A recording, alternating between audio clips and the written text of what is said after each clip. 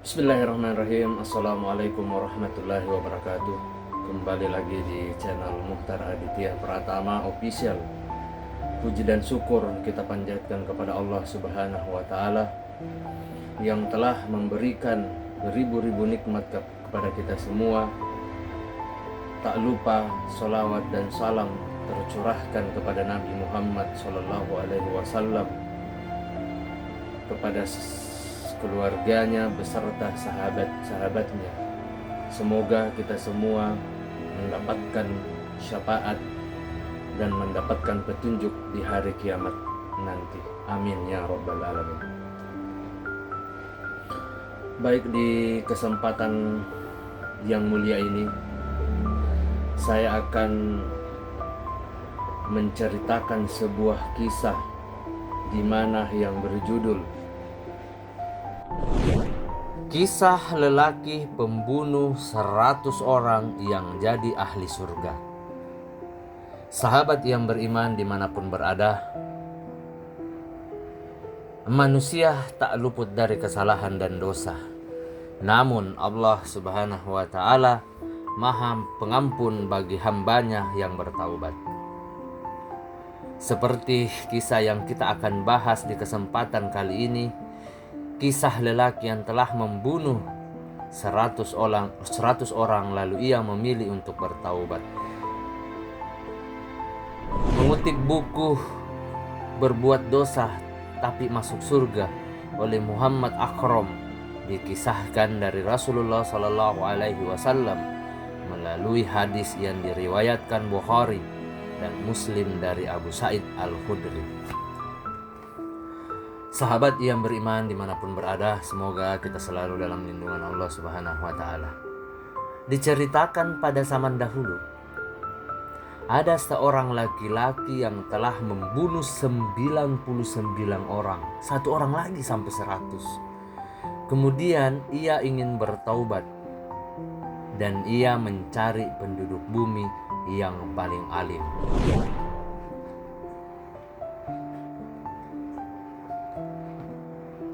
Singkat cerita, kemudian ia ditunjukkan kepada salah seorang rahib dari kalangan Bani Israel. Ia pun gegas langsung mendatanginya. Kepada rahib ia mengatakan bahwa telah membunuh 99 orang.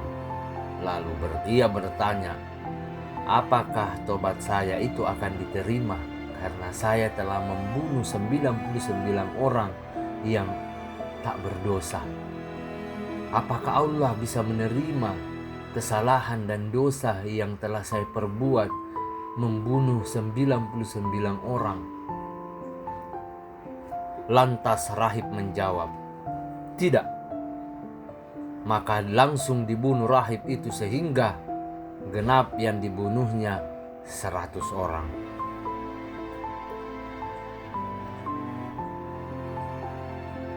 Kemudian lelaki itu kembali mencari penduduk bumi yang paling alim. Lalu ia ditunjukkan kepada seorang alim ulama. Kepada orang alim ulama tersebut ia berkata bahwa saya telah membunuh 100 orang. Lalu ia bertanya, apakah tobat saya itu akan diterima oleh Allah Subhanahu wa Ta'ala?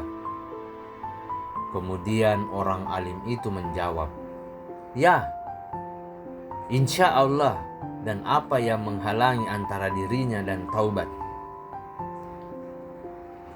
Alim ulama itu lalu menyuruhnya pergi ke suatu daerah yang terdapat banyak orang yang beribadah kepada Allah Subhanahu wa Ta'ala. Ia memerintahkan untuk beribadah bersama orang-orang itu dan melarangnya kembali ke daerahnya yang buruk lingkungannya. Sahabat yang beriman dimanapun berada, singkat cerita, maka berangkatlah ia ke daerah itu untuk beribadah. karena dia benar-benar mempunyai niat untuk bertaubat. Tiba-tiba di tengah perjalanan ia mati. Maka bertengkarlah malaikat rahmat dengan malaikat asap untuk memperebutkan siapakah yang lebih berhak mengatasi nasib orang ini. Malaikat rahmat berkata, "Dia telah datang kepada kami untuk menghadap kepada Allah yang Maha Tinggi, Allah Subhanahu wa Ta'ala." Lalu malaikat asap berkata, "Dia tidak pernah berbuat baik sama sekali." Akhirnya datanglah malaikat yang berwujud manusia menemui kedua malaikat itu. Lantas keduanya mengangkatnya sebagai hakim. Kemudian malaikat yang terakhir ini berkata, "Sekarang ukurlah antara jarak yang sudah tempuh dengan jarak yang aku tuju. Mana di antara dua daerah itu yang lebih dekat?" Lalu diukur dan dinyatakan lebih dekat pada kota yang dituju, lalu diambil oleh malaikat rahmat. Sahabat yang beriman dimanapun berada, dalam hadis lain diterangkan ketika kedua malaikat itu sedang mengukur jarak, Allah memerintahkan kepada bumi yang berada di antara tempat itu dengan tempat yang dituju menjadi lebih dekat. Bedanya hanya 1 jengkal. Hadis riwayat Bukhari dan Muslim masing-masing dalam sahihnya.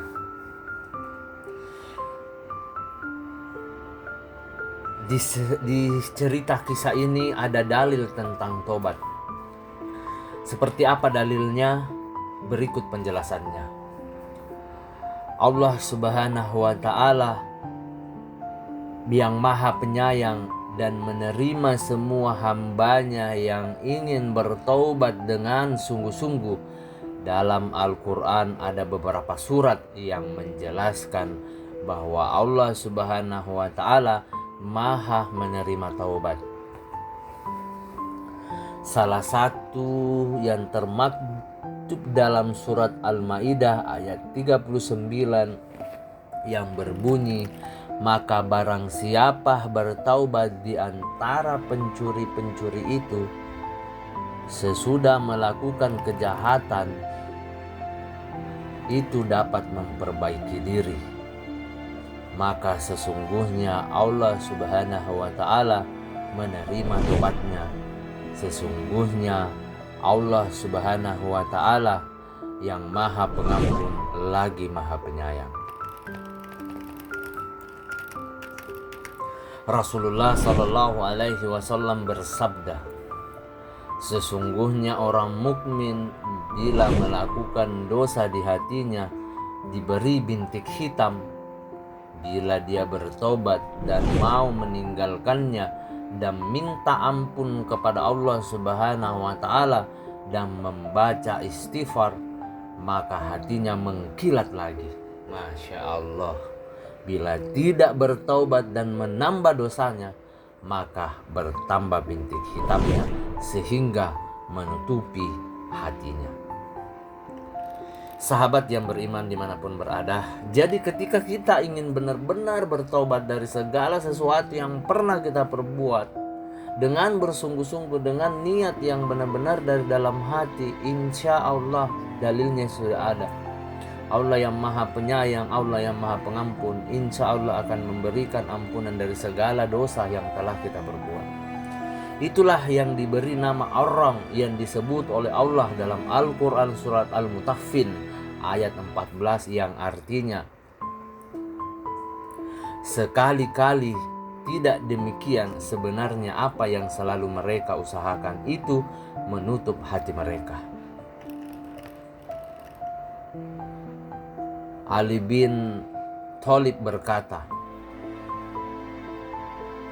Sesungguhnya iman itu terlihat seperti sinar yang putih bersinar apabila seorang hamba melakukan sebuah kebaikan, maka sinar tersebut akan tumbuh dan bertambah sehingga hati berwarna putih bersinar. Sedangkan sebaliknya, kemunafikan terlihat seperti titik hitam.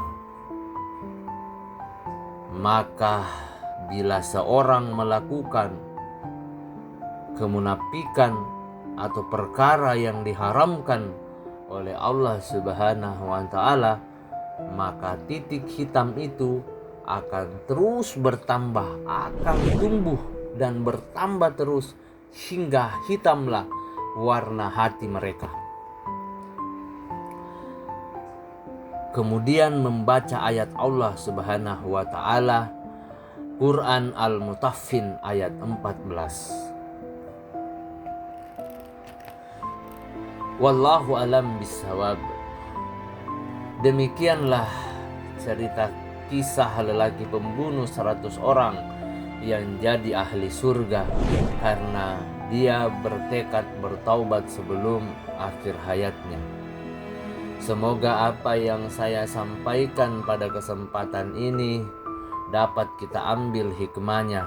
Mohon maaf apabila ada salah kata ataupun salah ucap dalam video ini, karena perlu kita ketahui kebaikan datang dari Allah Subhanahu wa taala dan kesalahan datang dari saya pribadi selaku manusia biasa yang tidak pernah luput akan kesalahan. Akhir kata, subhanakallahumma wa bihamdika asyhadu an la ilaha illa anta astaghfiruka wa atubu ilaik. Wassalamualaikum warahmatullahi wabarakatuh. Nantikan kisah-kisah berikutnya yang jauh lebih seru lagi. Jangan lupa untuk like, subscribe, komen, dan share video ini. Jangan lupa juga untuk membunyikan lonceng notifikasinya agar mendapatkan notifikasi update-update atau video-video kisah Islami.